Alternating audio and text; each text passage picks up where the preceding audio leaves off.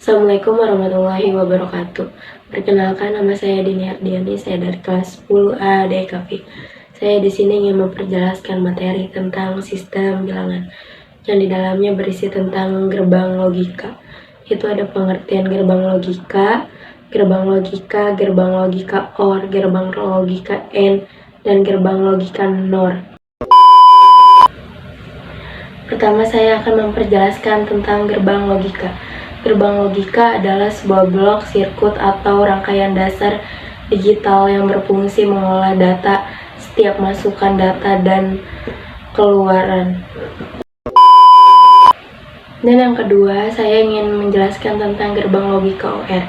Gerbang logika OR dapat menerima 2 atau lebih input dan menghasilkan sebuah output. Gerbang ini akan menghasilkan nilai true apabila salah satu inputnya bernilai true. Nilai output X dari gerbang OR dapat digambarkan sebagai berikut.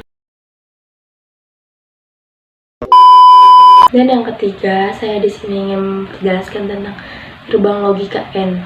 Gerbang logika AND dapat menerima 2 atau lebih input dan menghasilkan sebuah output. Gerbang ini akan menghasilkan nilai true hanya jika inputnya bernilai true. Nilai output X dari gerbang AND dapat digambarkan sebagai berikut. Keempat, ada gerbang logika NOT.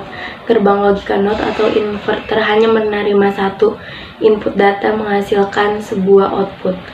Prinsip kerja gerbang logika ini sangat sederhana. Semua input yang diterima akan dibalik menjadi berlawanan. Nilai 0 menjadi 1 dan sebaliknya nilai 1 menjadi 0. Nilai output X dari gerbang NOT dapat digambarkan sebagai berikut. Dan yang kelima, ada gerbang NOR. Dapat menerima 2 atau lebih input dan menghasilkan sebuah output. Gerbang ini akan menghasilkan nilai yang berlawanan. Dengan gerbang OR, nilai output X dari gerbang NOR dapat digambarkan sebagai berikut. Dan yang keenam, ada gerbang logika NAND.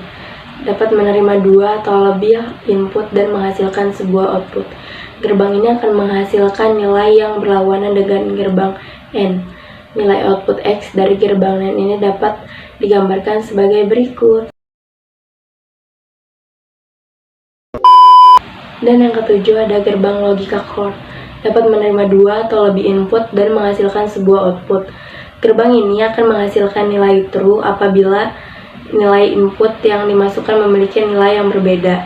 Nilai output X dari gerbang CORE dapat digambarkan sebagai berikut. Dan yang 8 atau yang terakhir itu ada gerbang logika XNOR. Gerbang XNOR dapat menerima 2 atau lebih input dan menghasilkan sebuah output. Gerbang ini akan menghasilkan nilai true apabila input yang dimasukkan nilai yang sama. Nilai output X dari gerbang XNOR dapat digambarkan sebagai berikut. Itu saja yang saya dapat sampaikan.